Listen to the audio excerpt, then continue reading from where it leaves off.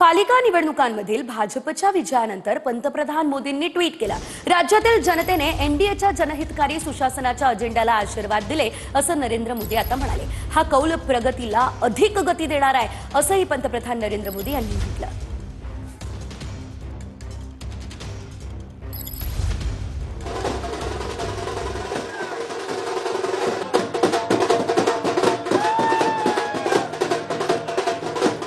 आपण पंतप्रधान नरेंद्र मोदी यांचे ट्विट बघूयात। महाराष्ट्राचे आभार, राज्यातील जनतेने एनडीएच्या जनहितकारी सुशासनाच्या अजेंड्याला आशीर्वाद दिले असं स्वतः पंतप्रधान नरेंद्र मोदी यांनी म्हटलेलं आहे। त्यांचं ट्विट आपण आपल्या टेलिव्हिजन स्क्रीनवर पाहतोय। जनतेचा कौल प्रगतीला गती देणारा असं त्यांनी म्हटलेलं आहे आणि संपूर्ण महाराष्ट्राचे त्यांनी आभार सुद्धा या दरम्यान मानलेले आहेत। राज्यातील महानगरपालिका निवडणुकांचे निकाल दर्शवतो की महाराष्ट्रातील जनतेसोबत एनडीएचं नातं जे ते अधिक दृढ झालेलं आहे। आमच्या विकासाची दृष्टी जनतेच्या मनाला भावली। महाराष्ट्रातील सर्व जनतेप्रती मी मनापासून कृतज्ञता व्यक्त करतो असंही त्यांनी म्हटलं।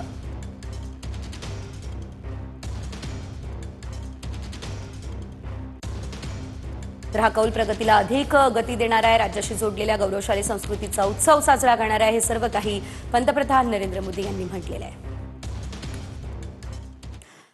मात्र मुंबईचा महापौर कोण होणार, हिंदू की मराठी? फडणवीसांनी मोठं विधान केलं। मुंबईचा महापौर मराठी आणि हिंदू होणार असं आता फडणवीस म्हणाले। महाराष्ट्रात ब्रँड फक्त बाळासाहेब ठाकरेच असं फडणवीसांनी म्हटलं।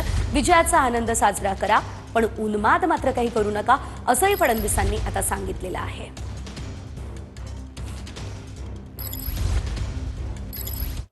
महापौराच्या चर्चेला पूर्ण विराम आहे, कारण महायुतीचं बहुमत आलं आहे।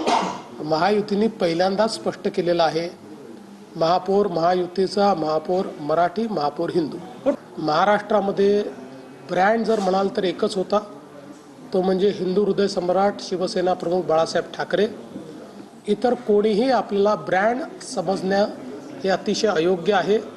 तशा पद्धतीने कोणीही समजू नये असं माझं मत आहे। मी असं म्हणेन की आमच्या विकासाच्या अजेंड्याला मुंबईकरांनी साथ दिलेली आहे।